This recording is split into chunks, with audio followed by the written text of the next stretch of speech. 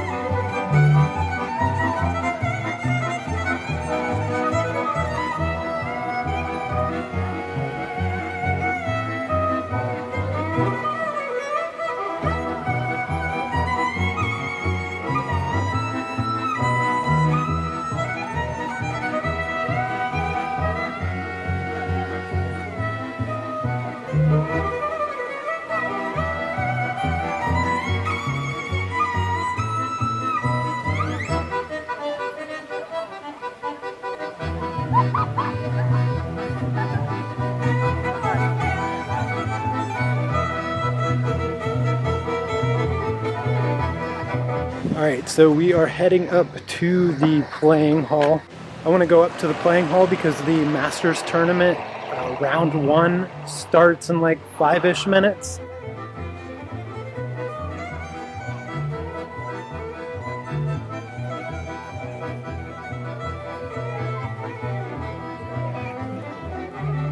Well, that was quite intriguing. Very, very quiet, as expected. Gosh, the tension in the room is like a thick fog. I was a little nervous just kind of walking around. I didn't want to distract or disturb anybody. Alright, so it's the morning of my first game, which starts in about an hour. I've been up since like a little bit before 7, studying. I have my chessboard here and my laptop, and I've just been going through my opening repertoire. After about 8:40ish last night, the pairings was made live, so I could see who my opponent was. I'm playing like a 1300 rated female that has been playing rated tournaments for the past couple years because I can go on her FIDE page and see like what her progress is. It shouldn't be too difficult of a matchup, but I would be foolish to underestimate my opponent just because they have a lower rating. Because I have a significantly lower rating than what I think I probably should have. So I've been going through all of my opening, my white repertoire, and I did a little bit of it last night for about an hour or so. I don't really know how long. And I've been doing it for a little over an hour this morning as well. And I'll be leaving probably in like 20 minutes or so to walk over to the playing hall and just be mentally prepared, I guess. All right, here we go. We're gonna walk over to the playing hall. My wife will stay for a little bit to take a few videos while I start playing, and then round one begins.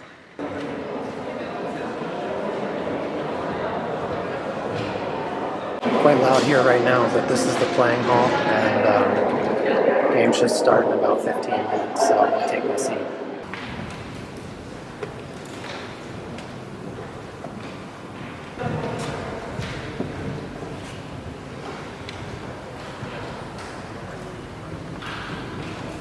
Alrighty, round one is complete, and I won in 40 moves. She played right into my prep.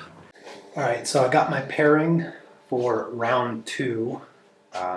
I play 2 rounds on the first day, and then tomorrow I only play 1, fortunately. 2 rounds is extra stressful, but I'm playing black as I suspected.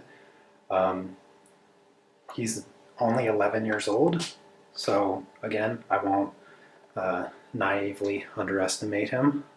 After all, the youngest grandmaster just got his grandmaster title like a month ago, and he's only 13, so I imagine he was pretty good at 11. So I won't underestimate him, but I imagine he's going to play e4 for his first move.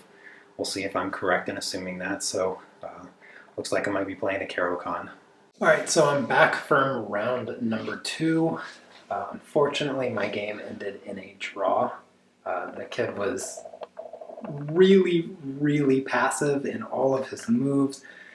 I mean, I'll go through the game, but oh goodness, he didn't move a single piece past his 4th rank like the entire game, all the way up until move like 47. It was very slow game. He just played super solid, and as black, really a draw is kind of what I need to get. So now that the second round is complete, we're going to go back to that vegan restaurant, Matechnik, and get some food.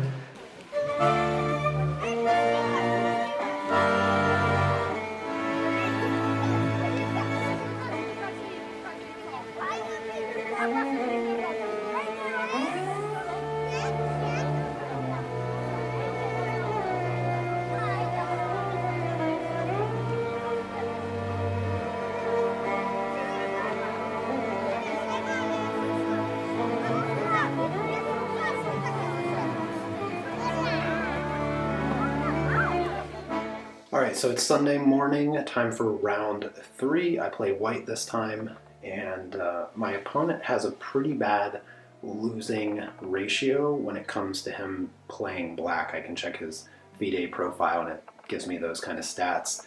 So he loses about half of the games that he plays with black. So I'm hoping that works in my favor today.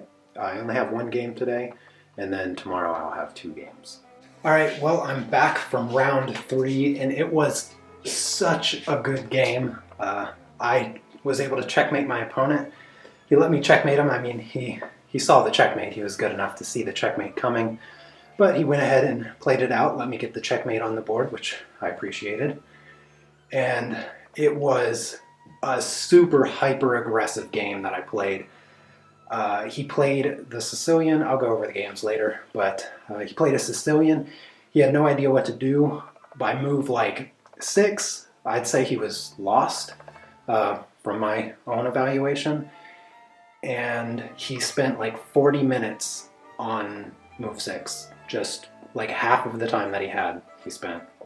Alright, so since the third round is the only round that I have for today, we get the rest of the day just to relax. So we're going to head back to Lechechnik, get some tasty food, and then just come and relax in the hotel room for a bit.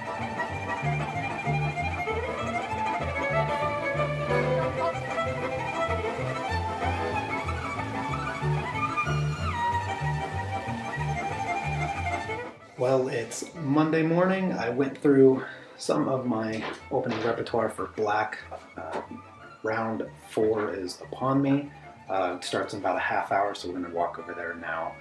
Alright, so round 4 is over, and I'm actually on my way to round 5 right now.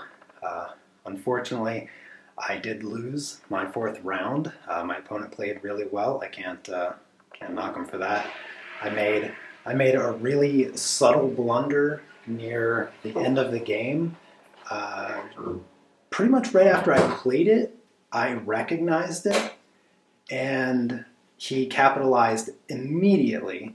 And so he saw the very subtle mistake, he saw the tactic to capitalize on it, and he played really well. It was a learning experience at the least, but I'm hoping that in round 5 here that I'm about to head out to, come back with a victory. Well, round 5 is over, and it was unfortunately a very, very bad loss. Second loss of the day, but I'll wake up tomorrow ready to win the rest of the games. Alright, well, it rained most of the evening. It's still raining now, but I'm heading into round 6. I intend on playing much better today than I did yesterday.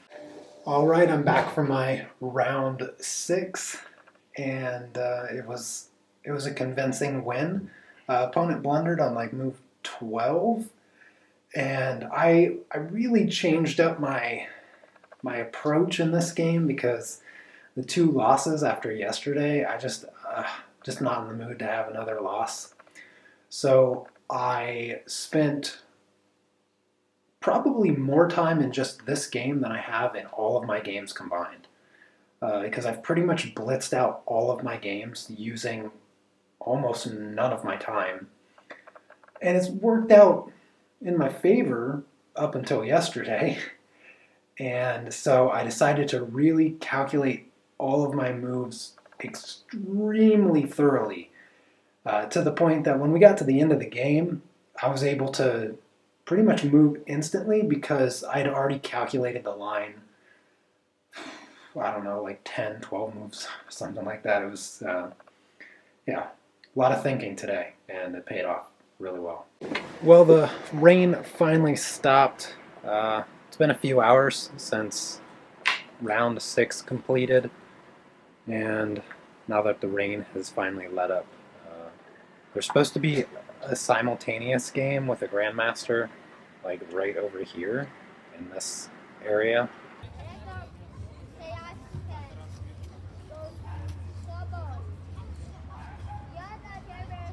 Alright, well, it is the morning of the 6th round, and I just went through my... Oh, is it the 7th round? Okay, well, I guess it's the 7th round. And I just went through my repertoire a little bit. I played white this morning, so I'm hoping for some fun. I don't want to see an English... I don't want to see a Sicilian, because I already played against a Sicilian. I'd really like just an e4, e5. I love an Urasov Gambit Accepted. That'd be so cool to have one in this tournament because I've studied that opening for so long, and they're always exciting from White's perspective, in my opinion. But if not, e4, e5, I'm happy with that. Alrighty, back from round 7, and it was a beautiful game. She went through this line from sort of the Ponziani Gambit that transposed into the Urasov Gambit Declined, and I just won with an early e5, and she didn't know how to defend properly and ended up resigning on like move, I don't know, like 25 or something like that after she was about to lose her queen. So she didn't let me put checkmate on the board, but it was very much over. 2 more rounds left to go. I'm just gonna frolic about the little city here and sightsee a bit.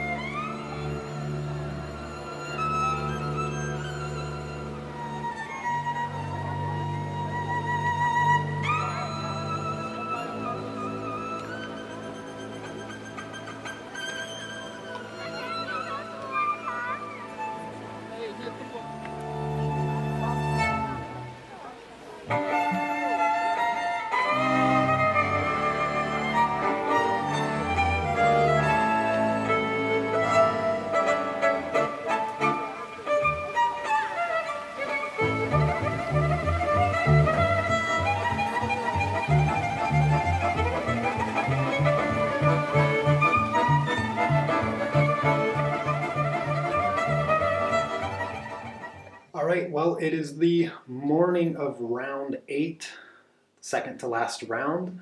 I played black today on table 34.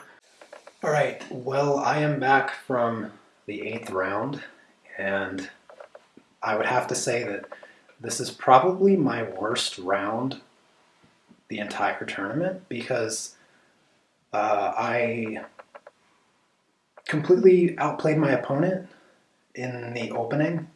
He was completely lost by move 7.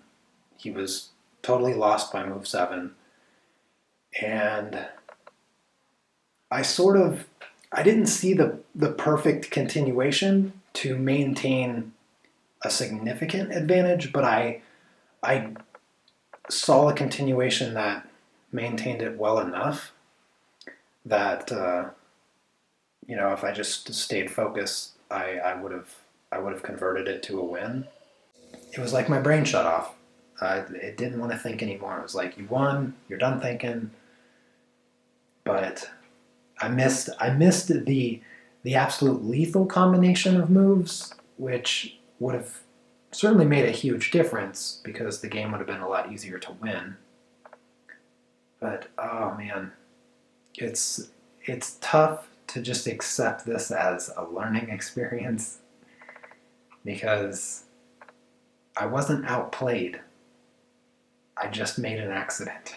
I touched my piece. My right hand was like, I'm just gonna go, and my brain didn't stop it in time because as soon as I touched it, the moment I touched it, I knew that I was not lost.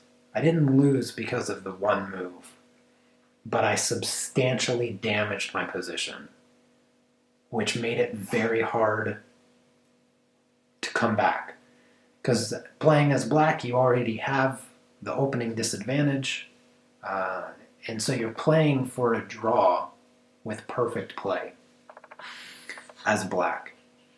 And I happened to totally outplay him in the opening, which gave me the overwhelming chance to win, in which my right hand decided it knew best and touched a piece before I should have touched it. It's a very, very frustrating loss. This is definitely the hardest loss to just to get over. Well, here we are, everyone. The final round of the tournament. I am playing white, so I am going to win. Well, the tournament is officially over, and I did finish the 9th and final round with a win. And honestly, it is the best win of the tournament. I felt like really, really good throughout the game. I mentally prepared myself to never slip up and never like blunder something that cost me the game in any way. I spent about half of my time. By the end of the game, my opponent was down to 30 seconds, which I didn't actually realize until until the checkmate was already on the board. Checkmate for me because I won. He played a Sicilian against my 1e4, which I have studied quite extensively for the past couple months. So I played knight c3. He was scratching his head on move 2. So he wasn't too familiar with knight c3, I take it. I damaged his pawn structure, got into an endgame, and then at the very end, this sweet little tactic winning his rook. So I was up a whole rook, and then I just sacked my rook for his last piece, which was a knight. And so it was just his king, 2 of his pawns versus my king, my dark square bishop, and 2 of my pawns. And it was the longest game that I played. It was 83 moves, and couldn't be more happy, satisfied with the result of the game because it felt like a really good game. All right, now that the tournament is complete, I'm just going to hang out here one more night and then head home in the morning. Well, that's the last time we eat at Metechnik. We leave in the morning, so we're just going to chill out for the rest of the evening. So behind me is the amphitheater that supposedly all of this is supposed to go down, and the sign does say that special guest Gary Kasparov. So he'll probably like announce the winners or something like that. I don't know.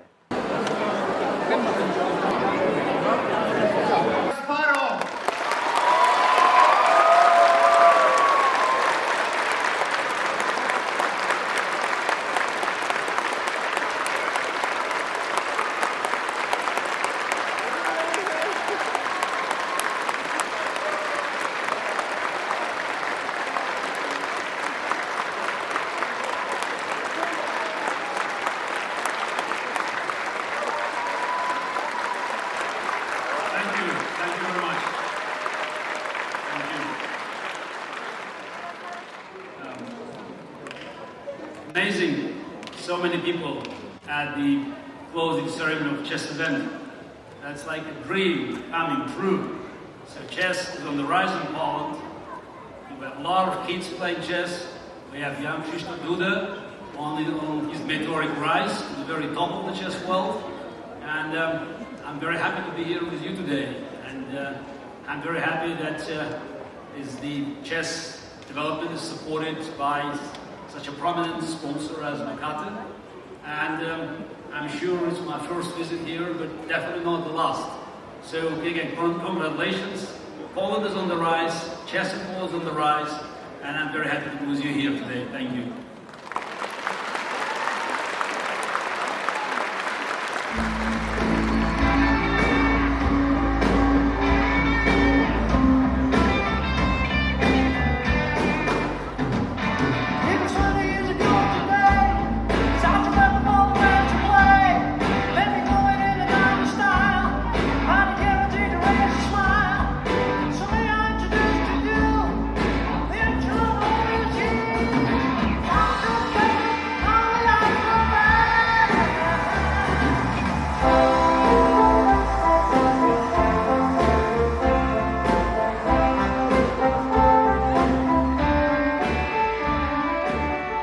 Well, our trip here in Ustroń was coming to an end. Just waiting for our bus back to Katowice Saturday morning. Overall, I very much enjoyed the experience of my first FIDE tournament. It was a lot of fun. I learned a lot from doing it, and I can see ways to improve my chess, which is always a good thing. Oftentimes, knowing what you can improve is the hardest thing to find, and this tournament taught me plenty of things. So I'll be back next year for sure as a much stronger player, and maybe even capable of winning the tournament. Alright everyone, I have made it back home, and I'm going to go through the 9 rounds of games that I played in the tournament. And here is game 1. So in this game I played white, and I play 1e4 as white. And this is one of the games where I got e5 in response. I play the bishop opening here. And my opponent played right into my preparation. At this point, I go d4 here, and there's a number of responses black can have. One of the worst responses is actually knight takes e4. This pawn, I electively hang this pawn, inviting black to take this. And if you don't know this gambit from black's perspective, then you might think that it's okay to take this pawn. It's really not. So my opponent takes, and I get this position, and she was stuck here for about 15 minutes. She thought about her move, and she came up with a relatively decent idea to bring the queen in. This does a couple things, because the idea here is if she plays something else, like if she played knight to c6, sort of just developing a piece with tempo, sort of tempo with this pawn. The idea here is that I'm just going to sacrifice my bishop on f7 with check. And if the queen wasn't here, the king has to take the bishop. And then I bring my queen up, check the king, and then I win my piece back. And black can no longer castle, and they're just sort of in worse position. So I continue to develop. The queen is a little awkward here, blocking her dark square bishop, which comes into play later. She goes h6, which I think is way too slow of a move, because this allows me to develop even faster. So h6 was a bit of a wasted move here for her. And I bring the queen up because this threatens the knight. The knight is undefended, and it also sort of ties the queen down to this pawn here, because otherwise, I'm going to be winning this pawn with check, and then the king has to move. It would just be pretty bad for black. So she moves the knight. I develop with tempo, because if I take this knight, she takes it with the queen, and then again I get this check, and the king has to move here, and it's just going to be a better position for white. So again, she moves the knight, and I just again move my pieces out. She attacks my queen. This is a good move. Tempo on the queen, preparing to expand in the center, which I thought was a good move. So I just bring the queen back, and I leave myself flexible on which side I'm going to castle. She goes ahead and plays d5 here. I take en passant. She has to take with the queen, and instead of recapturing the queen, so if I recapture the queen, she gets to develop her bishop for free. So instead, I castle queenside, and she exchanges queens here, brings out the bishop, preparing to castle, and I just jump in with my knight. And there's a little tactic here that I am setting up. I'm setting up knight to g6,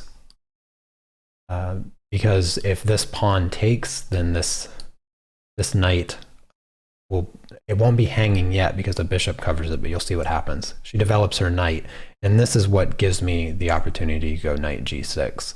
And this does two things. This prevents the king from being able to castle, and it also attacks this undefended rook. So she pretty much has to take the knight, in which case I take her knight immediately afterwards. Now she has this messed up pawn structure, and she can't castle because my bishop is slicing through here, so she can't castle. Her king is stuck in the center. So she moves the knight, and I don't want to trade off bishops because her bishop is really bad and my bishop is amazing. So I just go bishop back to b3. Again, her king stuck in the middle, can't castle.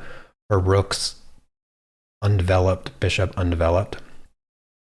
So she brings her bishop out to a relatively good square. I mean, it's putting pressure on the c2 pawn, but it's an easy target there.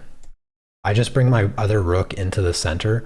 I did consider doubling up my rooks, but decided that it'd be better to put my rook in front of her king, because now I can threaten bishop to c5. This bishop is pinned, so it can't move. And so she has to waste a move unpinning her bishop. And so goes king f8, which that's a tough move to make because this rook is just never going to see the light of day. Like this rook is always going to be stuck there. And meanwhile, this bishop covering this diagonal, the king can't go anywhere. So her position is pretty bad in this spot here. I prepare to go g4 here, harassing this bishop because the bishop only has these 2 squares to move to. And she spots this and in response goes h5, which I think is the best move according to the engine. I was actually supposed to go f3, but it's a mild difference. So I go f3, again preparing to go g4, and she finds the best move, which is to go h4, because now if I go g4, she just takes en passant, and now my pawn is hanging. So it was a good move from her. So now I double up rooks. Since I didn't double up rooks on the d file and I had them staggered like that, I had a choice whether I wanted to double them on the e file or the d file. Here I decided to double them on the e file and put pressure on this bishop. So she goes knight back. Not sure exactly. She reroutes her knight, I believe.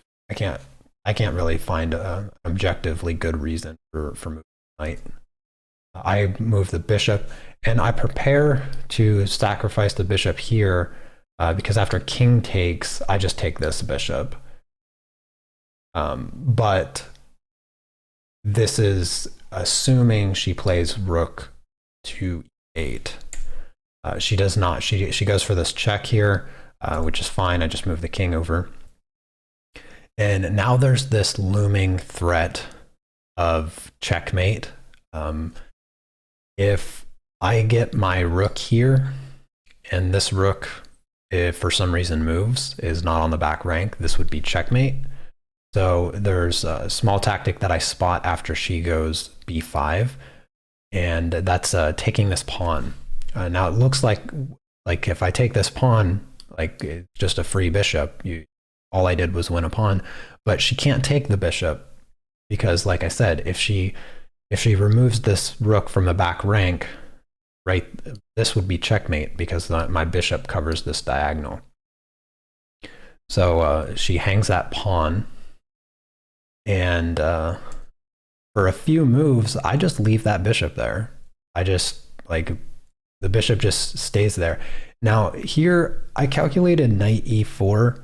Now the thing here with knight e4 is that now this bishop actually is hanging because my rooks no longer are looking at this square here. But I calculated that even in the variation where she takes my bishop, I still win my piece because I can take this bishop, again threatening checkmate, and she has to defend the checkmate. And I calculated that if takes, the knight covers that, it still would be checkmate. Or no, it wouldn't be checkmate. I can't remember exactly what I was thinking. I think maybe I don't take the bishop. Something wrong. Yeah, I go knight here. I can't remember exactly what I calculated, but it was something like that. So she takes the knight, I take the bishop. And now with c5, she kind of traps my bishop over here, and I can't use it. So I didn't really like that. So I get this bishop out of the way because c4 would trap it. And it's just a bit more better in the center of the board because I'm also hitting the rook now. I'm also making the rook move. She goes here. I push c4 to break this pawn structure on the queen side. She attacks my bishop. So I can't take this pawn because this bishop would actually be hanging, and that's like my best bishop. So I just move the bishop, takes the pawn, I take the pawn. She goes back here, attacking my bishop, which really doesn't do anything. It's not really doing much. She's not actually attacking my bishop because she can never take it. So I go b4 here. The engine didn't really like this move, but the reason I did this is so that I can bring my bishop back. So I sacrificed a pawn so that I didn't have to worry about my bishop anymore.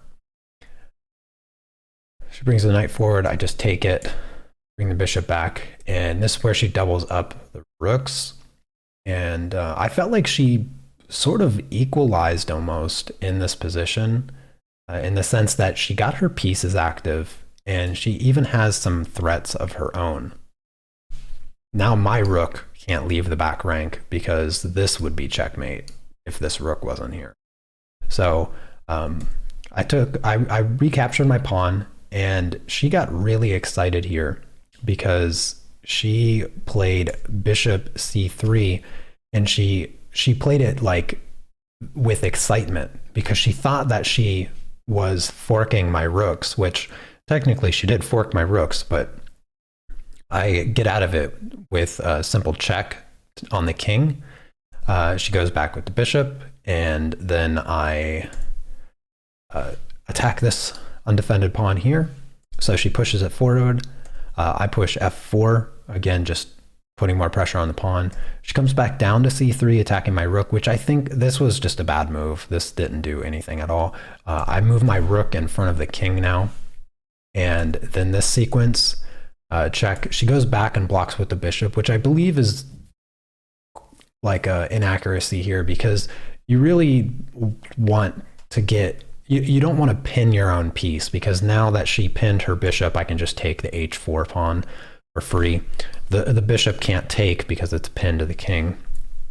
And then for whatever reason, I don't understand her next move, which immediately loses the game. She goes rook to e5. Rook e5 hangs this rook with a simple tactic, and after I went rook h8, she went ahead and resigned. And so that was game 1.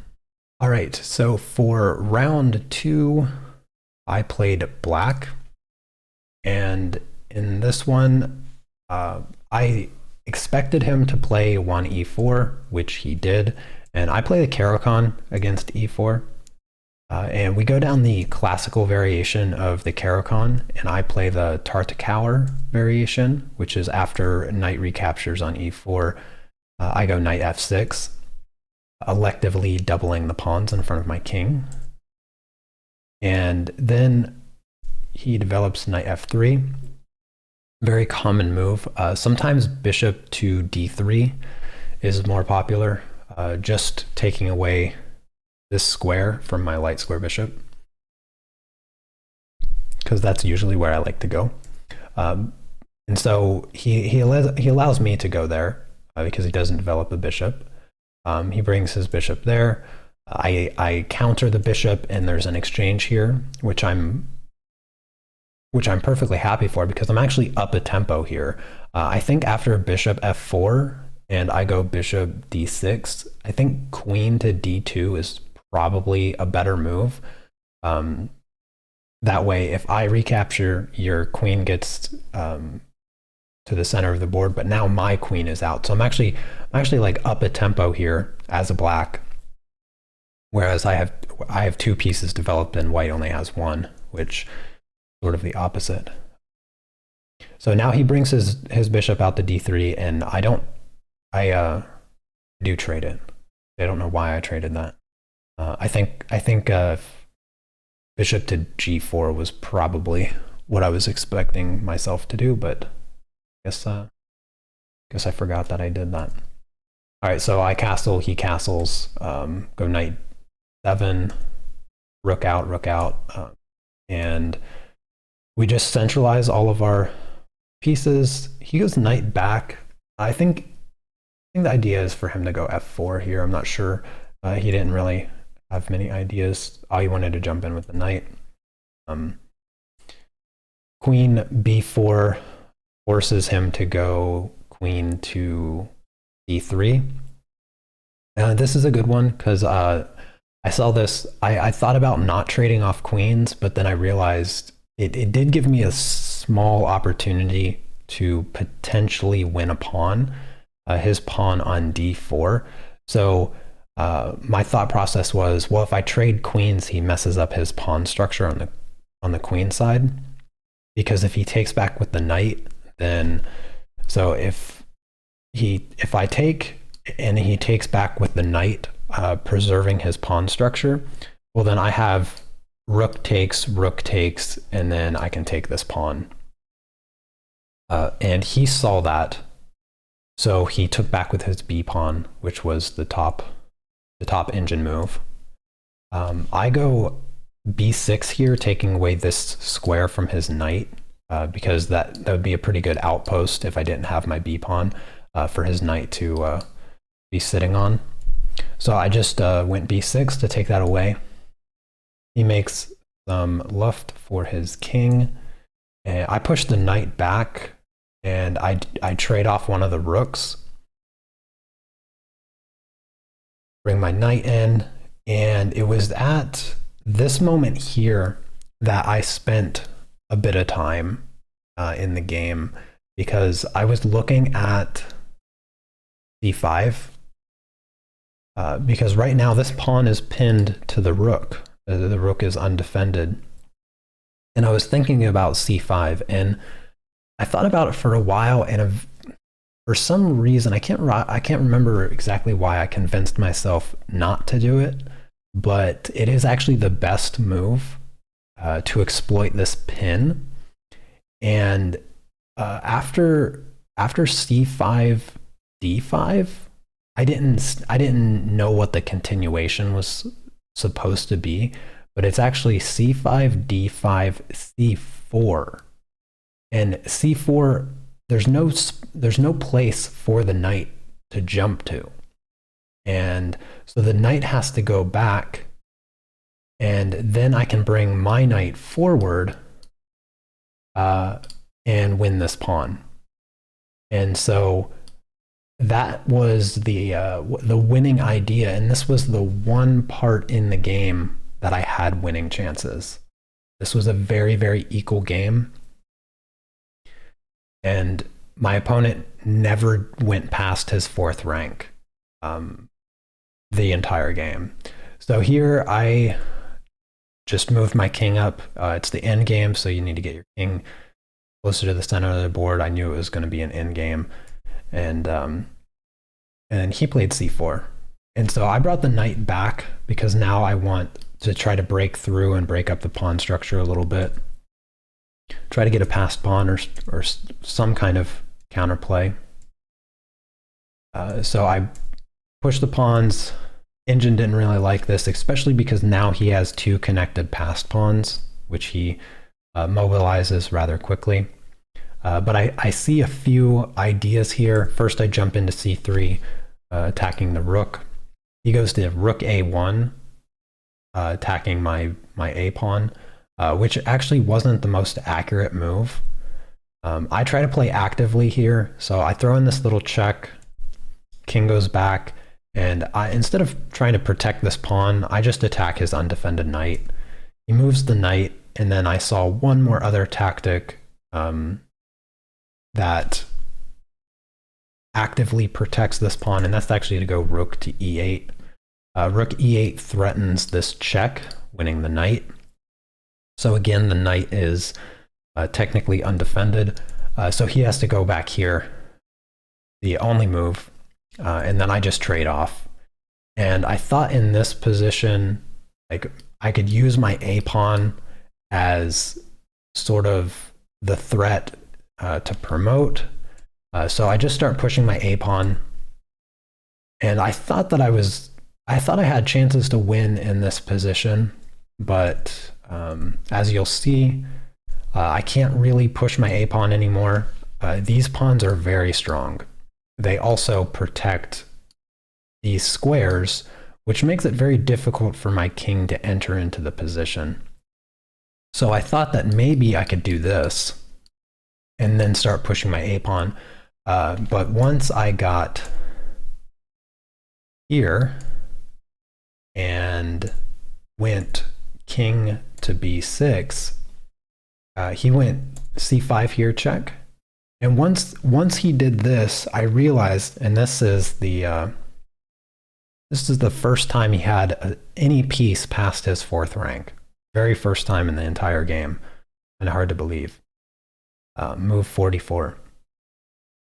And I realized I can't do this. Oops. I realized that I cannot go along with my plan because I can't stop these pawns.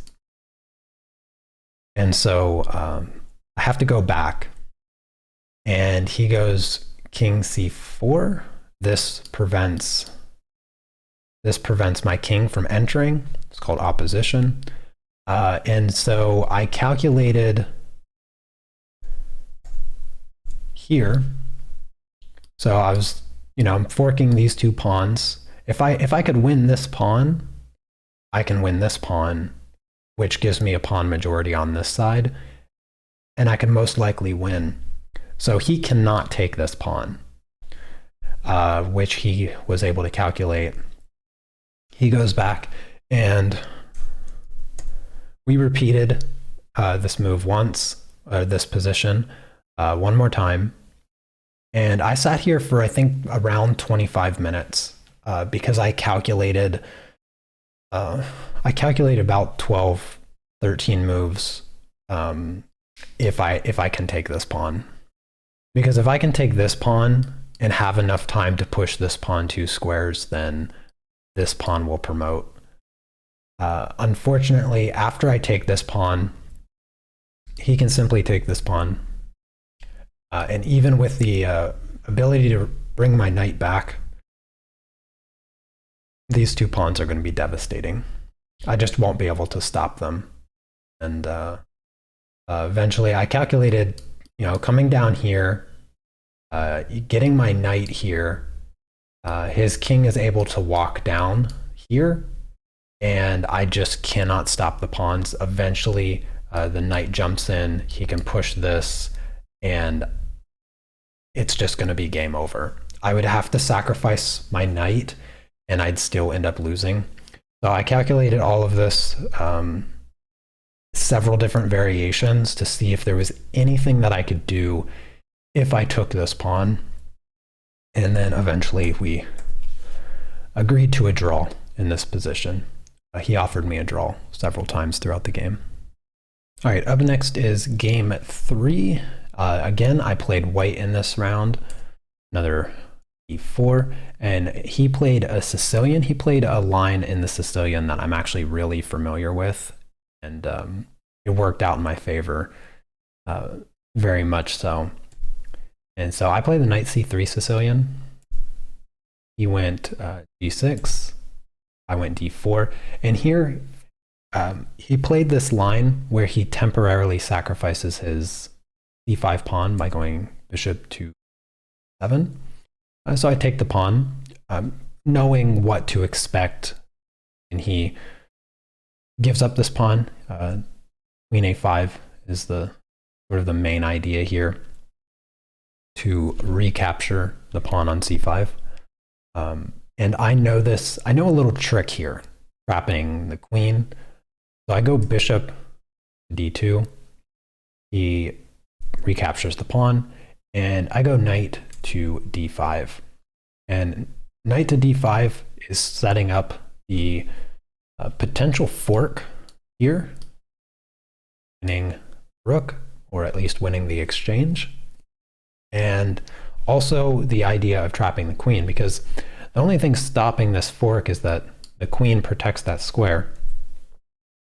So he wants to try to maintain protection of that square while not losing his queen. And in this position, he thought for a moment, probably like 5 or 6 minutes, and he went queen to c6. Queen to c6 doesn't really work. And so I go bishop b5, and you might think, like, why can't he just capture this bishop? And the idea is that I fork the king and the queen if he takes the bishop, so I would win his queen. And in this position, he thought for 40 minutes.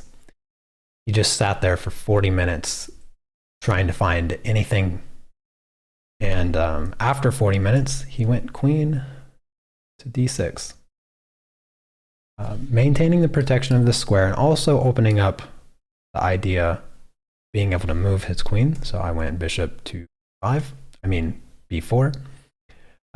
He moves his queen, and here he's attacking this undefended pawn. So I go queen d3, and he accepts my pawn sacrifice. Bring the rook over since it's being attacked.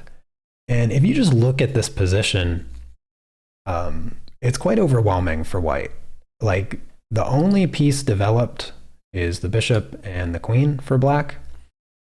And the queen is pretty in a pretty bad spot right now. It's not looking too good. And I thought for about 15 minutes in this position, because I thought that I had a way to trap the queen. And I don't really have a way to trap the queen, unfortunately. But I thought that I did. And so I went after the king moves. The king needed to move because I have this fork, right? Kind of. I don't really, because the bishop is and so he moved his king, which I guess was maybe a good move. I don't really know. I think it was the best move, actually, according to the engine. And so here I noticed that my bishop was undefended, and so I went c3. Engine didn't really like c3, unfortunately, but I thought it was the best move. It turns out that bishop a3 is the best move, and if he takes the pawn, then his queen is trapped after bishop to c4. So this mistake that I made gave him the opportunity to bring the knight in. And again, I didn't make the best move here. I went rook b1. And the problem with this is that it allows this exchange. He takes my really good bishop, and then he just moves his queen. And now my rook is not as well placed. My rook was so much better on d1 because I had the rook and the queen battery just looking down the board towards his king. And now it's not. So not the best decision, but the game continues. I play f4, just putting more pressure on the queen, and he goes queen all the way back. I was kind of surprised by this move because I mean, just it's like undeveloping, but you're putting your queen in a worse position. I just bring the knight forward, which I guess the engine didn't really like. Make a few moves here, a castle. He has to spend all this time trying to get his pieces into the game. Meanwhile, this piece, and this piece have never moved. This bishop is okay, like, because it sees the board, but it's not actually targeting anything. My king is all the way over here, so it's not really doing a whole lot. So he doesn't really have any good pieces. So I take the opportunity to go f5, trying to break down this structure in front of the king, because now my rook is right in front of the king. He goes king to g8. I mean, his king went here, his king went here. He spent 2 moves with his king, and these 3 pieces still have never moved the entire game. So I take here, he takes back. Now this file is open, and I start looking at this diagonal. So I move my bishop back, and now this pawn can't move this way. Like, I could, if there was a piece here or a pawn here, this pawn couldn't capture because it's pinned to the king. So my idea was to bring my bishop to a stronger diagonal. I don't know what h5 is here. I think he wanted to go h5, h4 with ideas of bringing his rook into the game. I think that's what he was sort of thinking about here. Also, he does give his king a little space. However, he lets my knight jump in here, and the engine doesn't like this move. I'm not sure exactly why. Oh, because of b5. b5, I go here, knight here, maybe. I don't know exactly, but b5, I guess, you know, computers, they're a little bit better at chess than we are. But my idea is to take these squares away. You know, he just played h5. He's making this square, and I'm setting up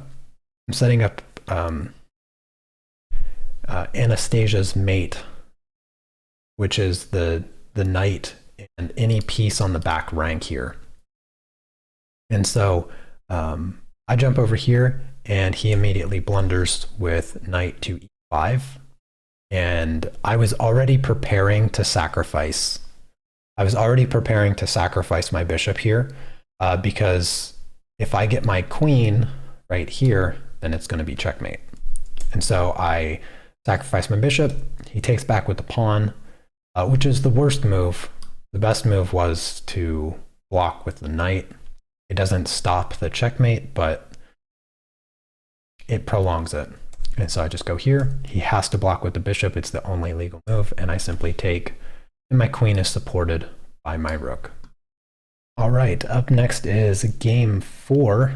I played black in this round, and my opponent played e4, so I get another Sicilian. Another Caro-Kann. Last game was a Sicilian. And he plays the advanced variation, which I was happy to see. I thought that I was just going to get another classical line, but he played the advanced, and I like the advanced a lot because it usually leads to some trickier lines. And he played the Tau variation, which is this early h4. The idea is that if black plays e6, then g4 traps the bishop. And I know this variation, and I used to play h5 here, but I started playing h6, and after g4, I bring the bishop back to d7. I don't go here because then things get really awkward after this this e6 pawn sacrifice. My pieces get cramped up. They can't move at all. It's awful. So I start playing this one, and he develops. I develop the standard c5 pawn break. I just build up pressure here, take, and go to the open c file. Everything in this game was relatively good up until bishop here gets sort of in the way. I bring my queen back. I'm trying to win this pawn or force him to push it, which he does push it. And I think here my king is pretty safe in the center as long as it's closed. And I was thinking about bringing the bishop here, even if he trades off the knight. I wasn't 100% sure because my position was really cramped up, and I just wanted to trade off pieces, but I couldn't find a way. I tried to reroute my knight here and trade off the light square bishop. Most of my pawns are on light squares, so my light square bishop is not really great. And generally in the Caro, I'm trading off my light square bishop because I end up putting all of my pawns on light squares. Oftentimes the bishop is out here in these squares, and I'll trade it for the knight on f3. He just develops, and I take. He takes, and this is where I make the biggest mistake of the game. The only move that I can really do here, there's two that I can do, but I need to protect this pawn. And that might not seem like the most obvious thing, and it wasn't for me in this position, completely, anyways. And queen to d7 is pretty much the engine's best. Like, the queen to d7 is the engine's top choice. And I played rook to d6. And the idea here was for us to trade on my terms so that I can get my knight back into the game. That was my idea. But it's a bad idea. The reason it's a bad idea is because it's too slow. Because right now the rook is defending this pawn. But once he recaptures and I recapture with the knight, nothing is defending that pawn. And that's where the problem lies. And so he thinks for a minute, and I saw it almost immediately after I played it. I realized, wait a minute, after he takes the rook and I recapture with the knight, that pawn is not defended because there's this sacrifice idea. Because after recapture, the queen comes in, and this is a real bad spot for black. And so he captures, unfortunately for me, capture back, and he jumps in. The knight g6 also works, but knight takes on e6 was the better version of what he did. Have to recapture, have to go here, and this is why protecting that pawn is so important. Because now once the queen moves, he has this pawn push locking up this square and also preventing my king from being able to escape. And that's exactly, my idea here was to bring my queen here, but it's too slow. And this is checkmate right here. So I block with the bishop. I considered the knight. I considered bringing in the knight. The only problem is that I allow this. And even though I can't take that anyway, because if the knight jumps in and I take it, again, this would be checkmate. So it didn't really do anything. I probably should have just went with the knight. And then checkmate pretty much ensues. I have to give up my queen here because it's the only move. For the rest of the game, I pretty much made the only moves that I was able to make. Here, I didn't want to give up my rook. I wanted to move this pawn and then move the knight. The unfortunate thing is that it's just too slow. I mean, I'm down a queen right now because I wanted my bishop to protect the pawn, but it's just too slow because he just brings the rook down, and this is where I resign because there's no defensive. There's no way that I can defend this pawn, and that's just checkmate. So I lost this game, unfortunately, but it was a good game. My opponent played well. All right, on to round number 5. Again, I played white, and I go 1e4. Now, my opponent here, he played the Scandinavian, which I was kind of surprised by. And then after the exchange and knight c3, he went queen to d6. And I've never seen queen d6, so I didn't know what to do here. So I thought for a minute, and I just figured, well, when in doubt, develop. So I bring my knight out. I expected knight g4, or I mean bishop g4 here, but he went knight f6, and I thought for another couple minutes, and I just took away the g4 square.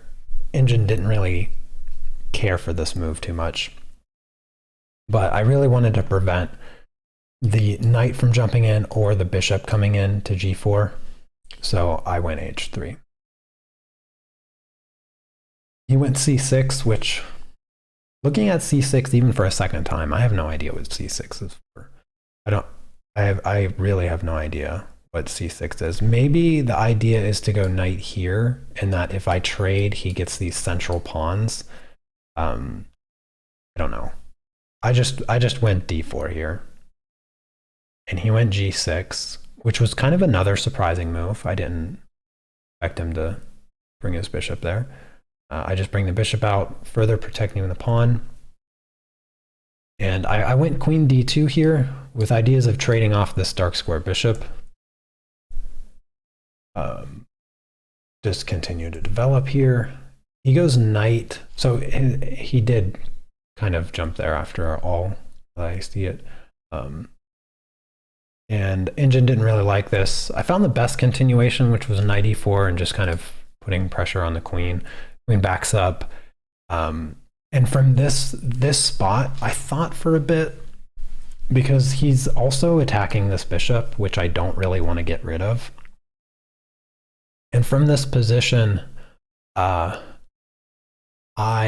was looking at trading off the dark square bishops, which I really, really wish that I had done, because it was the best move to trade off the bishops. And I thought that, well, if I get rid of his knight, if his knight takes this bishop, I take back like this, I have a strong center, and my pawns on dark squares kind of blunt the strength of this bishop. And so instead I played c4. And as you can see, the Engine didn't like that move. He takes, I take with the pawn. So I get this big center, and I felt pretty good here. I was like, well, I got this big center. I'm just going to castle. I have this semi-open f-file for my rook. I thought I was doing okay. He went bishop there, and here I should have just castled or moved my knight and traded off light square bishops. Instead, I went knight, or wait, no, I did castle, okay. Eventually. So castle, yeah, so it was here. I was like, okay, either take the knight or move the bishop.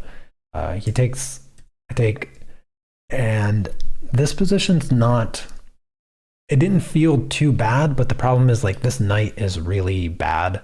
It's on the side of the board. It's not hitting any relevant squares. So it was really just a huge waste of a move. And my bishop's okay, but it's kind of a target to things like f5. He just centralizes his rook. I go queen f2 for some reason. I don't even know why. I blitzed out this entire game. I didn't think really at all. I think by the end of the game, I had an hour and 28 minutes, and you start with an hour and 30. I bring the pieces back. Now he's putting pressure on this pawn, and if he ever defends this capture, then he wins my queen, because my queen would be pinned to my king. And this is a mistake. Rook c2 is a mistake that I didn't realize in the moment. This pawn was also pinned to my rook. What I should have done is rook to c3. I'm not sure why I went rook c2, but rook c3 was much better, because the problem is my bishop doesn't have any squares to escape to. And you'll see how that comes into play here in a moment. So he pushes e5, which was a mistake, but I didn't know it was a mistake. And so I thought, well, I'm just going to sort of close up the center, because my idea was if I keep this pawn here, his bishop's not really doesn't have scope anymore. If I keep his pawns on dark squares, also his knight can no longer jump into these central squares. So that was my thought process. But after I pushed d5 here, I realized, wait a minute, f5 is coming, and if f5, I can't drop my bishop back. See, my rook is in my way now. And because if f5 and I bring my bishop back, then he has this fork, just straight up winning a piece. So after he went here, which he did immediately, I realized, well, I'm not losing a piece, but I'm definitely losing a pawn because I have this this pawn sacrifice here attacking the queen. So you take my bishop, I take your queen. So he has to capture the pawn, which I just bring the rook over, attacking the queen. Queen has to move again, and then I bring the bishop up, getting the bishop out of the way with check. King moves, and now, for whatever reason, I moved my rook. I'm not sure why I moved my rook, to be honest with you. Not really a productive move at all. So he hits my knight. I drop my knight back. Now he's going to win another pawn after captures, captures, and captures. I didn't really have many ideas here. Like I said, I sort of just blitzed out the entire game. And it came down to just sort of this slow rook and pawn endgame. I did as much as I could on the king side over here, but his passed pawn on the queen side was just unstoppable. And eventually just got to this position and I resigned. There's no way to stop this pawn. I'd have to give up my rook. And even after something like this, he can always just sacrifice his rook for my passed pawn over here, and there's just no way I'm going to ever stop this other pawn.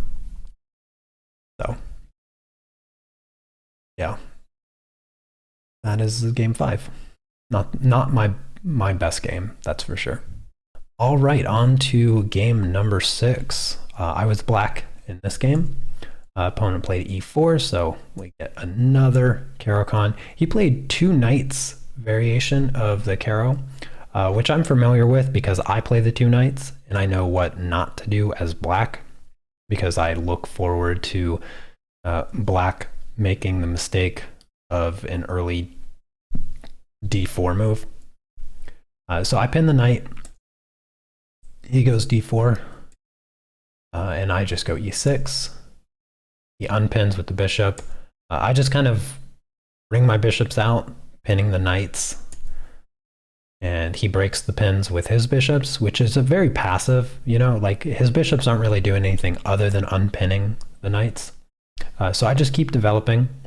Now I'm sort of threatening to take the knight, bishop takes, and then I take here. So he attacks my bishop. I just drop back.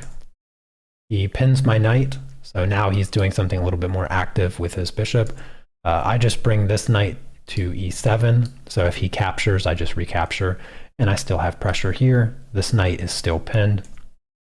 So he goes h3. Again, just back up the bishop. Because I'll gladly invite g4 and just bring in the bishop here. His king side's all weak, and he probably wouldn't want to castle that way. He brings the queen out. I attack the bishop. And this is where he makes a mistake. I think just taking the knight is pretty much the only move. Taking the knight is like the only move. But he goes bishop back to d3. He didn't want to trade his bishop for the knight, I guess. And this immediately blunders. So I take the pawn. And he can't recapture with the knight, right? Because I take his queen. So he moves his queen to the worst possible square. In this position, I thought for about 15 minutes, because after my loss in round 4 and 5, I wanted to use my time because in game 4 and 5, I blitzed the entire time. I think after like 15 moves, since you get 30 seconds per move, I had an hour and 35 minutes. So I had more time than what you even start with because I just blitzed the entire games. I didn't think for even 2 minutes on a single move for either of those games. And so I didn't want to lose this game. I was tired of losing. So I spent a considerable amount of time just sort of imagining what the position was going to be like if I take his knight on f3. Eventually, I did take his knight on f3. This comes with check. So, of course, he won't recapture with the queen because then I just take his queen. So he has to mess up his pawn structure, which I was very pleased about. And in this position, what I also saw before I took on f3, and also the reason I took with the knight and not the bishop, is because I have this, d4, attacking his queen and his knight. And so in this position, I thought for about a half hour. And it wasn't so much that I didn't think that d4 was winning. It's that after I go d4 and he goes queen e5, and I take this knight, after I take the knight with the pawn, you know, this bishop over here is hanging. And I was like, can he take the bishop? And the truth is, no, he can't take the bishop. Because he takes the bishop, then I recapture this bishop with, and I'm still up a piece, and also with check, and his king has to go here. And then I go here, and then I take, and his king has to go here, and then it's just totally game over, 100% game over. And so I calculated these lines, and I looked at queen e5 and queen g5, putting pressure on this pawn and also this bishop. So I thought about these different variations because I wanted to make sure that if I go d4 here and we go through this capture chain, I wanted to make sure that the position that I ended up with was a position that I wanted to end up with. And that's why I spent so much time on whether or not d4 worked. I wanted to just be sure that d4 worked and I wasn't missing any little tricks because my opponent, you know, who knows what he may come up with, and I wanted to make sure that I wasn't surprised by anything. So eventually, what I realized is that after I go d4 and I capture the knight, he can't take with the bishop, because if he takes with the bishop, then I can just capture the bishop, and that's with check, and then after pawn takes, I can just move my bishop back. And now his queen is not doing anything, and if he captures, I just have this, and everything is fine. So eventually, after going through all of those different variations, I decided that d4 worked. There was nothing to be afraid of. So after this, I pretty much was able to blitz everything out. So he went queen e5, which I thought was the best move. Capture the knight, pawn captures, which again, I realized was the better variation for him instead of bishop captures. And then I just go here. He takes this pawn, which I expected. I just attack. I'm not concerned about this other pawn because after captures, I have this. Threatening checkmate and the rook, but if I take the rook, it's checkmate. But I'm also eyeing this square for checkmate as well. The only thing I need to get rid of is this bishop here on d3. So he makes the only move, which is to go rook there. Here, I thought for a couple minutes because I have two ideas. I just want to bring my rook here and sacrifice my rook. Get rid of this bishop. If I can get rid of that bishop, then I can checkmate right there. But I can also long castle. I thought about long castling. Long castling, my king now protects this pawn, and my rook still ends up on d8. Eventually, I decided I'm just going to go rook d8. I'll just leave my king there in the center. He's nice and safe. There's nothing that I have to worry about. He brings the rook over here. The funny thing is, this rook can never take this pawn because this is also checkmate. And so this rook is tied down, this rook is tied down, and the bishops are tied down. This bishop can never move because this would be checkmate. And so his pieces are really, really frozen here. After he went rook there, I just I wanted to block the connection between the queen and the bishop. And this is the best engine move. Because if I take the bishop now, then the queen just comes back. And I don't want the queen to come back, because if the queen is back there, then I can't checkmate him. So I broke the connection. So now the queen and the bishop are no longer touching each other. So the queen moves and I take the bishop, because now checkmate, right? He takes here, which is fine. And I actually missed this move. I missed that, you take the pawn, you defend against the checkmate. So I just moved my rook up, realizing he has no checks. He can't check my king anywhere. This knight is just this knight protects everything. So his queen can't check me anywhere. His only move is queen here. And I looked, I thought for a minute here, I was like, well, this check, I just go here and there's nothing. There's no more checks.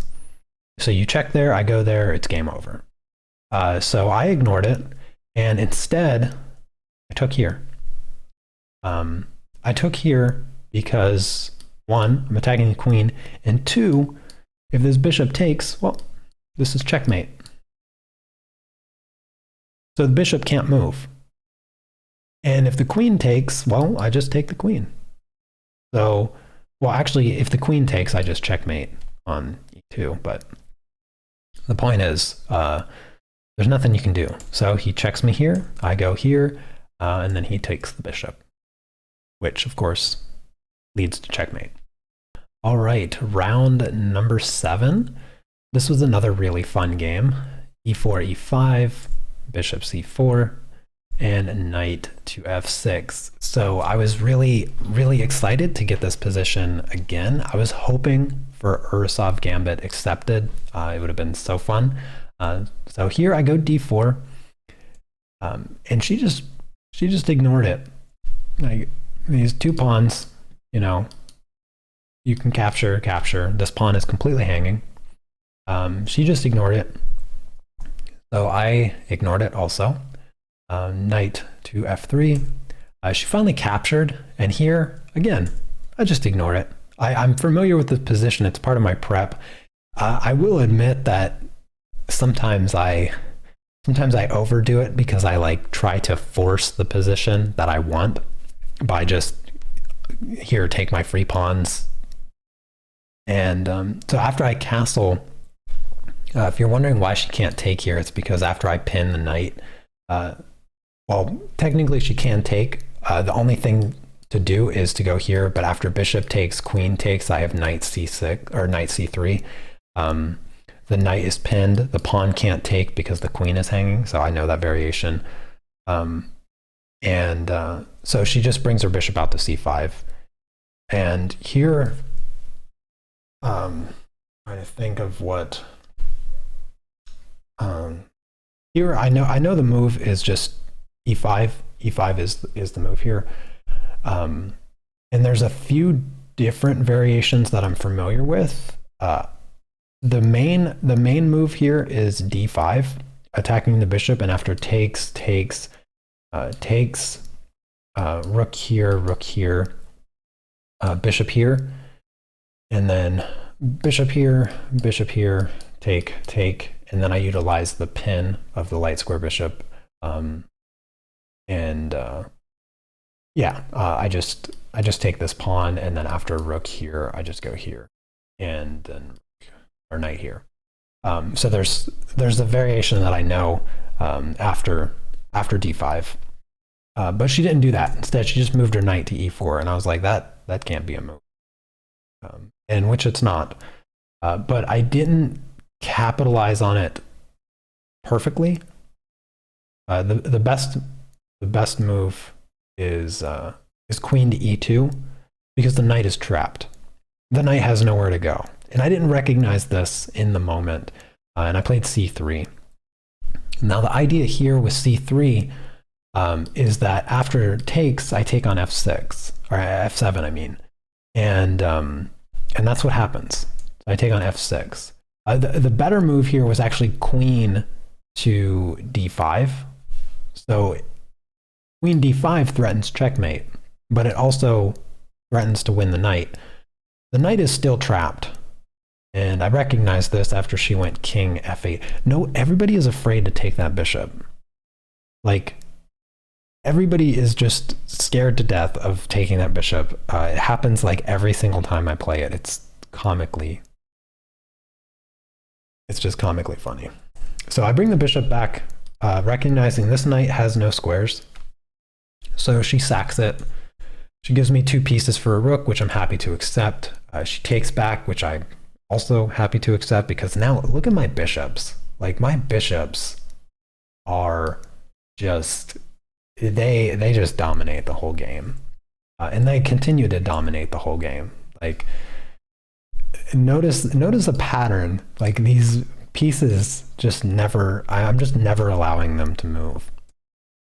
She goes d5 here. I take en passant, and she gets her bishop out. I unpin from this knight. I don't like this.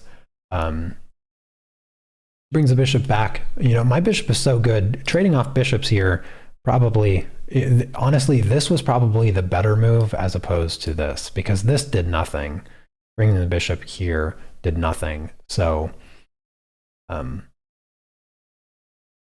I take this opportunity to just maneuver my queen up to c3, because now threatening check, and then winning the rook, and after the king comes up, winning the other rook.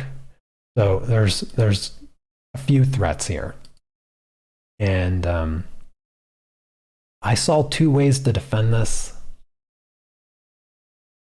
One of course is rook to g8. The other is knight to f5. I saw that knight f5 was probably not a good idea because of g4. She goes knight f5, and I'm like, well, I do have g4, but I want to first get rid of this bishop, because, you know, her rooks are not doing anything. Her bishop, pretty much the only active piece. The knight is sort of pinned, like, to this pawn. The knight can't move. If the knight moves, then it's gonna just be game over. So takes, and then I use this time to bring my rook into the game, because I want to bring the rook into the game, because now this check is much more lethal. Now that these squares here, the king can no longer move to. So I thought that this was the best move. The engine didn't really like it because it's the engine.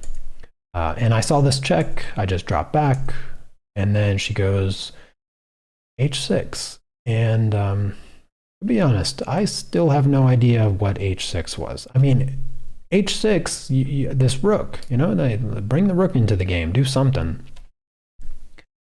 But I just go g4. You can't move the knight. If you move the knight, then you're getting checkmated. So she throws in this little check. I just slide over, and she brings this rook up, because the rook now defends this pawn. But I take the knight. So now I'm just up another piece. I have 2 knights and a bishop for a rook, essentially. And I guess she has a couple pawns on me, but that's not a big deal. She takes. I jump the knight in. Now I want to go here with the knight. So the queen is kind of tied down to the protection of the squares. She throws in this check. I just slide over. And now what I'm setting up, what I was hoping to set up, is a smothered mate. Because after bishop here, here, and queen here, and king to h8, I can jump in for a smothered mate. Unfortunately, she didn't let me do it. She went queen h5, which does absolutely nothing, but it does prevent me from being able to do a smothered mate, which I was kind of sad about. But it doesn't stop me from winning. I play all the moves anyway, and I set up what's called a windmill because the king has to go here. And now, no matter where I move the knight, it will be check. So I take this pawn, king goes back, I go back. Now I jump here because after the king goes back, I just take the rook. And then after the queen recaptures, I just go knight e4, rook e4, threatening this, which after the queen takes, this would be checkmate. And so there's just no stopping it. You have to give up your queen. I think the only move is, I don't know, like on maybe pawn g5. I don't even know, to be honest with you. It's such a bad position that I just don't know. She resigned here, so that was the end of round 7. All right, on to round number 8. This is going to be the hardest game to go through, but let's get started. So I'm black in this game, and my opponent played f4 on move 1. When he played f4, I sat here for 5 minutes. I sat here for 5 minutes because I don't know who would play this. Honestly, I was like, I felt insulted actually that he played this. And so I sat here for a minute and I just sort of looked at it because f4 is the worst possible move that you can make as white for the first move. It immediately gives the advantage to black. It's a mild advantage, a teeny tiny minuscule insignificant advantage, but like almost immediately. So I thought about it for a while and just ended up playing d5. I just thought it was the better move because d5 prevents him from then going e4, sort of like a king's gambit setup. So that's why I went with d5.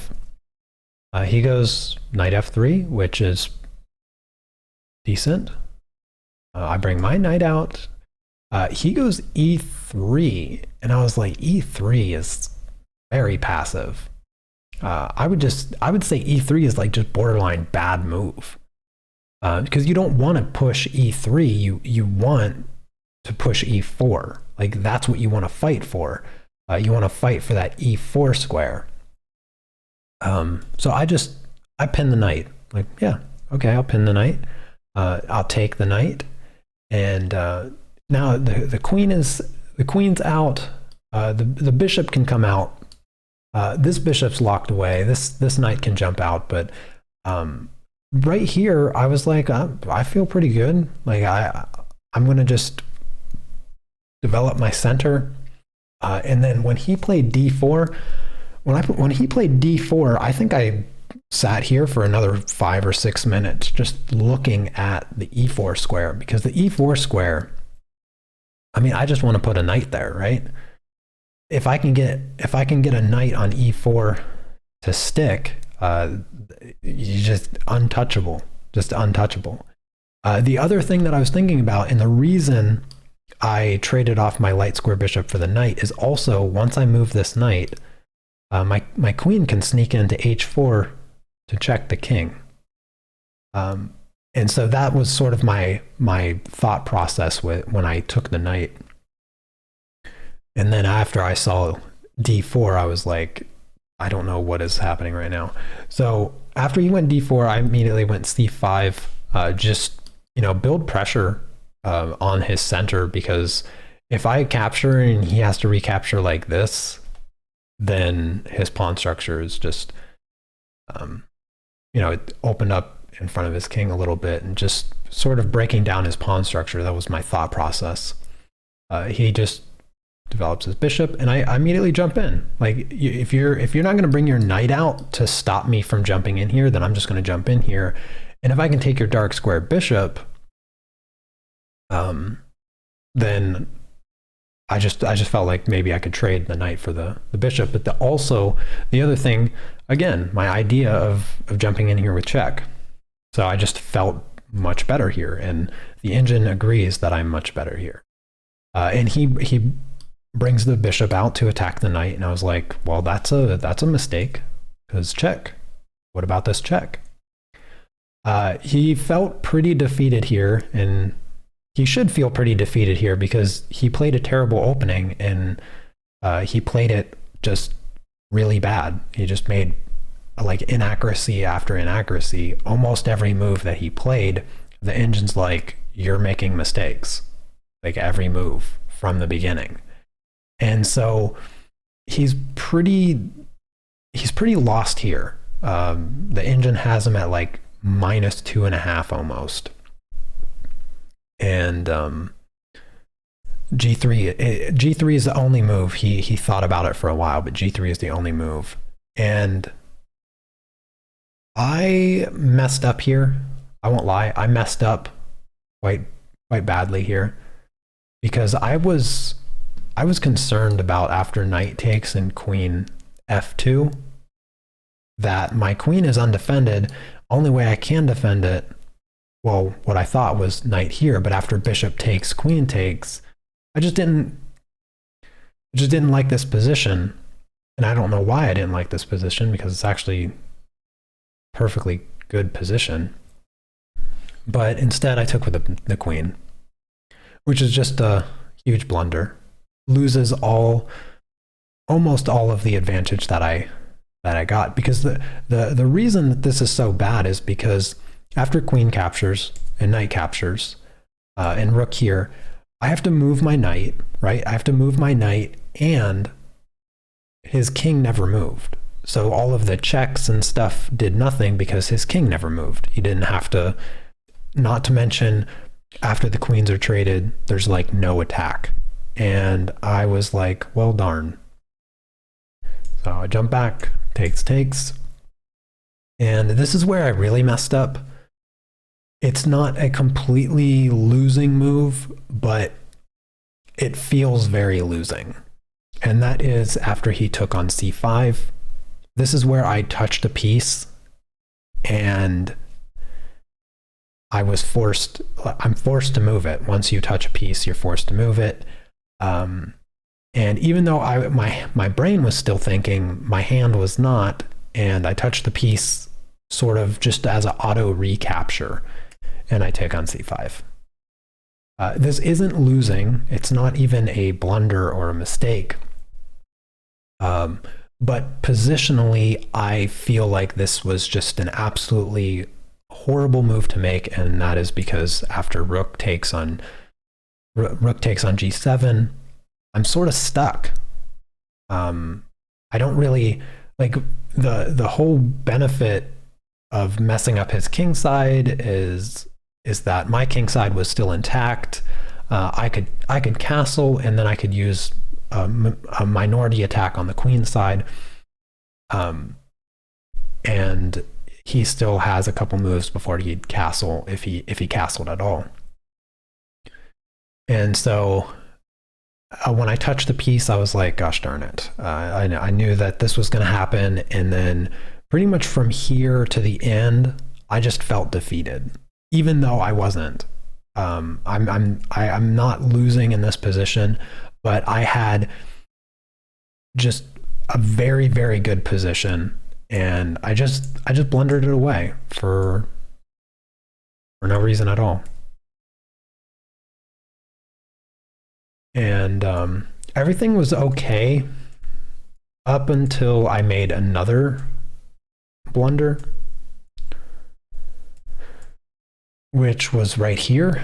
I should just take the bishop. I should just trade off bishops here. But I go e5. E5 is a big problem because after rook check king here, he has this amazing move, which is knight to b5. And the point is that I can't take the bishop because this fork. wins the rook. And it would be a knight and a bishop versus a knight and a rook. This pawn is very weak. This pawn is very weak. I have no way of defending any of them. And I'm defeated here. I mean, after I went e5, I'm defeated. I should have taken the bishop and then went a6, preventing the knight from being able to jump in.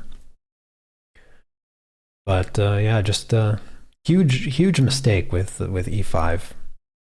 So I have to move the rook. He checks, sort of nice in-between move. I go here, he takes, and there's really no good continuation for me at this point. There's just not enough pieces on the board to come back from this. So I just play it out the best that I can. And he takes the pawn, and takes the pawn, and I mean, in this position, it's just so easy to convert this as a win. And it all stemmed. See, this is why, even though the engine thought that my recapture on c5 was fine, this is why I just disagree with the engine. The engine could have probably played this game out to a draw. But the problem is that I shouldn't have needed to have to try to play this game out for a draw because I was winning. And if my kingside pawns were still intact, this weird structure wouldn't have been so weak, because instead I would have had this nice pawn chain. I would have had these 4 pawns, and those you're not breaking through with this structure. Like, even if you go here, you're not going to break through with this structure because I still have king here after this capture. I can defend the pawn with either my king or with a rook or whatever. And 3 versus 2 would also be relatively simple to defend. But because he was able to break up my pawn structure on the king side, it just created this weakening of all of my pawns, creating these 3 pawn islands, and it just made it significantly harder for me to defend than it was for him to attack. It was much easier for him to attack because my position was just so passive. It was very passive because not only did I lose the pawn there, but his rooks were able to infiltrate my position, which I was never able to infiltrate his position for any counterplay on his pawns. I was never able to attack his pawns. So even though the engine said it was fine, I disagree with it. And yeah, this was the hardest loss by far. Alrighty, the final game of the tournament. And I think personally my best and favorite game of the tournament, especially coming back from round 8. It was really, really nice to end the tournament with this game.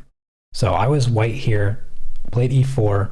They played the Sicilian, and I play knight c3.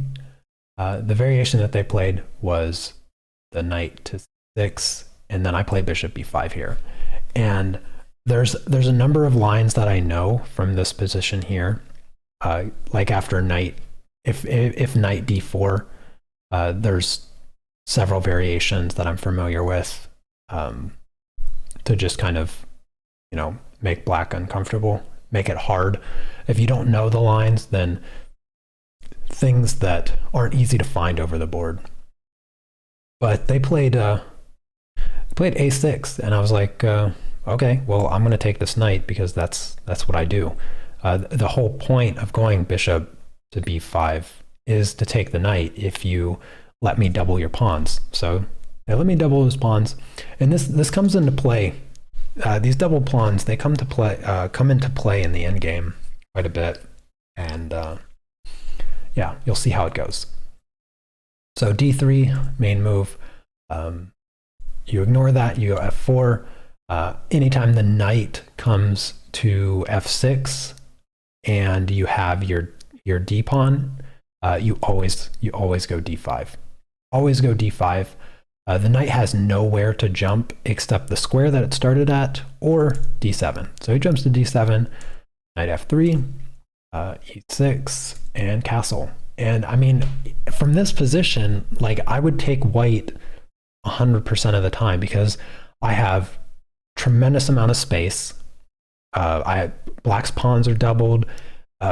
There's like the black's light square bishop is like the worst version of a French bishop. The dark square bishop has one square, and it's just a terrible looking position. So bishop comes out. I go queen to e1. The idea of queen e1 is to go here and put pressure on the g7 pawn. He tries to move his, I'm not sure what he's doing with his knight. He moves around with his knight quite a bit. So again, I go queen g3, and he pushes g6 instead of going back, which sort of makes sense. But now when he played g6, I was like, well, these dark squares are really weak. And so I wanted to try to find a way to exploit those dark squares. So I go queen h3 with ideas of, here, and also keeping pressure here. Because if he castles, I can jump in with the knight, and bishop takes, pawn takes, queen takes. It is a pawn sacrifice, but I open up my rook, and I just felt like, oh, actually the pawn is defended by the bishop. I'm fine, but I just have a ton of pressure here, and so if he trades off his dark square bishop for my knight, he has no way of defending these dark squares around his king. So that was sort of my idea between queen h3. He pushes here. Now, I don't know why I jumped to e2. E4 was the most obvious choice. Funny thing is, after he like maneuvers a little bit, we kind of repeat this position here. See, I was trying to prevent him from castling. He just moves the bishop. I just go back. So it was one of the ideas in my head to bring the queen up there. And the other idea after this, I go knight to g3. Knight g3 for the purpose of going to e4, which I could have done several moves ago. Just wasn't thinking clearly. And the idea of bringing the knight here to e4 is I have these check ideas, and the one thing that I was thinking about is if I check here, bishop takes. It is a pawn sacrifice, but I do what I want, and I get rid of his dark square bishop because it's pretty forced. You can't not take this knight. You can't leave that knight there. You have to take with the dark square bishop. And so after he goes bishop here, the correct idea was to take both of my ideas. If you remember, when I went queen here to stop him from castling and he went bishop here, and then I went back, is to combine these two ideas together. And that is to go queen h6 after bishop f8. Now I throw in the check, and the bishop takes. I take back with the pawn, and my queen is here. My queen is here, preventing him from castling, and I'm threatening this to come in and attack the rook. So the rook has to go here, and then I win this pawn.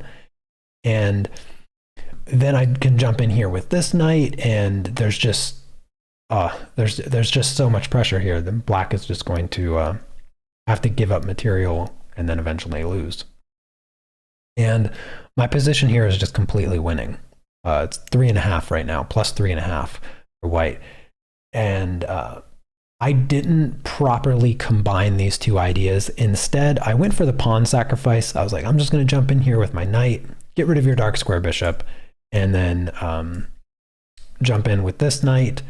I had ideas of going f5, opening up my dark square bishop, and just trying to also ideas of bringing this rook in.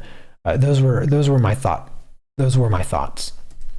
I go up here again. The idea is to come here and win my pawn back, and then also reroute my rook. So all kinds of ideas. Instead, I go this way. After he develops his bishop, attack the queen, attack the pawn. I win my pawn back, go into the endgame. I felt like my position was better. My position is better according to the engine. And now my idea has shifted from what I was explaining to just using my A pawn and, you know, get another queen. So I sort of remaneuver my pieces a bit. So the purpose of knight e5 here is I was threatening a fork. Threatening a fork here. So he goes here. I just jump back to attack the rook. And he goes rook there. And I bring the bishop here. I wanted his rook off the b file so that I could move my bishop. My bishop was tied down to protecting this pawn. And now my bishop also controls these squares from the knight, so the knight can't jump anywhere. That was the other reason I wanted to go bishop d2. And now it's just kind of a slow maneuvering. Here, like, I didn't want to give up my knight for the bishop because the bishop is so bad. This bishop was just bad the entire game. And so I went b3 for the purpose of making space for my knight. The funny thing is, after this, in a rook endgame, pawns like this are the best. So that's why I kind of did that with my pawns. Get my king towards the center since it's an endgame. And now I went for this trade. The engine didn't like, as you can see, it's a bit of an inaccuracy. And then the funny thing is, after bishop here, my idea of going b4, by the way, was after I take back, I'm attacking the undefended bishop. And now here, this is where I decide, okay, I'm going to give up my knight. The reason I decide to give up my knight here is because when I recapture with the pawn, this knight doesn't have any squares. It has to go back here. And if it goes here, then I have a fork and I win a piece, and then I win the game much easier. So he takes, I go here. He sees the fork idea, so if the knight jumps there, I just pawn up, check, attack the knight, and I just win. So he goes to the only square the knight has. And now from here, my idea is just to control the movement of the king and also the movement of this pawn. I don't want him to be able to push this pawn. The computer doesn't like this move, but I like this move. I think it makes a lot of sense. Just controlling this, the king can't come in anyway because my pawns control the squares. But I didn't want him to break up this structure with a move like c5. Because also, if c5 and I take back with the pawn, then I have tripled pawns on the c file. So I wanted to actually be able to recapture with my rook. And so he pushes here. We just do a little trade. And then in this position, I thought for quite a bit of time. One of the first things that I was thinking about was like, this king and rook are on the same diagonal, and I'd love to play a move like this, skewering the king and winning in exchange. Unfortunately, there's no actual way to do it as long as he has this c pawn. So instead, I decided to try to break up the structure. I go c3 here, which is actually the best move, and he takes, which is a blunder, giving me a pretty big advantage. One of the important things to recognize is that now that he broke up his structure, he has 3 pawn islands. I only have 2.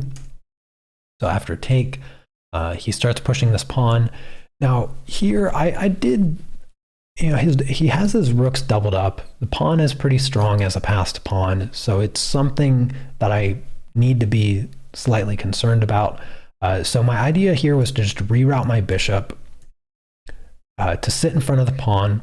Now, my bishop controls a lot of really good squares. Oops, not that square. A lot of good squares from my opponent's position. Like, he can't push these pawns forward. He can't push this pawn forward anyway. And the knight is very passive.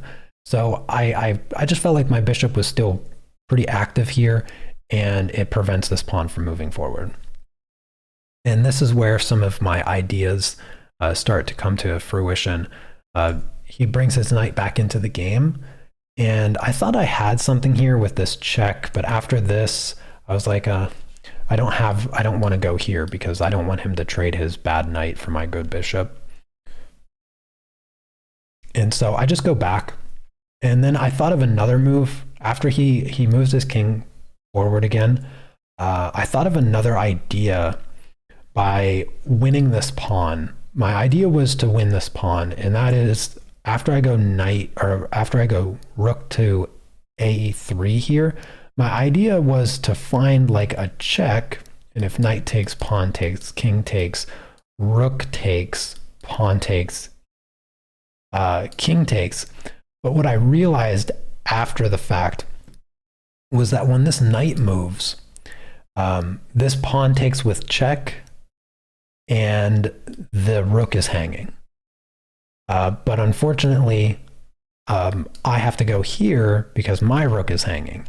And so I realized that this didn't work. He played rook to b8. And when I realized that it didn't work, I was like, well, darn. I need to defend this pawn. It's very important that I don't lose pawns here. But in this position, I saw another opportunity for a tactic. And it started here after he moved his rook up. I think this was just a waiting move because he didn't know what to do. And so my idea here was to move this bishop here so that I'm still controlling all of these squares. And this pawn is undefended. But if I move the bishop now, he can just jump here.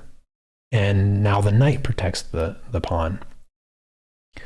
And so although that doesn't actually work because I have h4.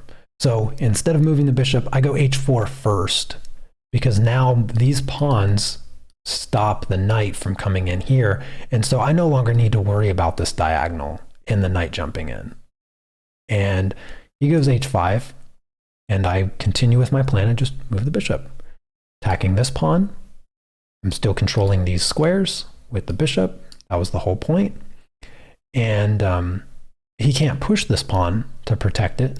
He can't jump in here to protect it, because that's the whole point of h4. So from here, he just goes counterplay mode. He goes rook to b3. You take my pawn, I'm going to take your pawn. But it was in this position that I realized he can't take my pawn. This pawn is defended by a tactic, and this is the tactic. So I calculated, he can't take that pawn, and so I take his pawn. And if he takes his pawn, he loses immediately, and he took it. And I took his rook, and he took my rook. And then I just went c5 check. My rook is hitting his rook. He can't take because this bishop. Super bishop. And so he takes the pawn with his knight, and I take his rook. And now I'm just up a whole rook. He moves his knight. I move my bishop here as a waiting move. He goes here, I check, and I just take his knight. Just give me your knight. Now you have no pieces. You take my rook, I take your pawn. And the rest of the game is pretty much history. Just kind of slowly walk my king up in his last pawn, and just pawn, and make queen, and then a swift checkmate afterwards. So that is the ninth and final game. 83 moves. It was this game took 3.5 hours to complete. Definitely my favorite game. I had so much fun with this game and with this tournament. But that's going to do it. That is the final game. So thank you guys so much for watching. Hope you enjoyed it, and I will see you next time. Take care. Peace.